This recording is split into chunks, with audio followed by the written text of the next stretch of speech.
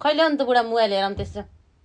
किन चाहिएर भने मेरो अनि तपाईँको मोबाइल मैले हेर्न हुन्न र मेरो मोबाइल मैले हेर्छु किन हेर्न पर्यो र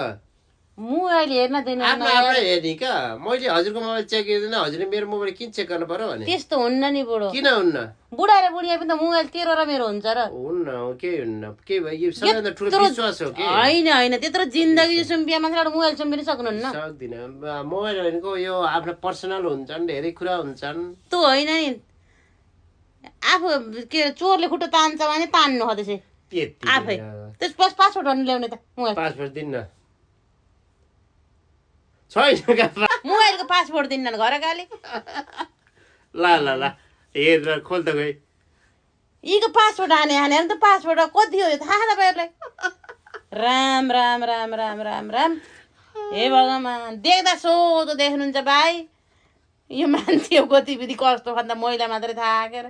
देख्दा सोझो मान्छे त भित्र धमिर ला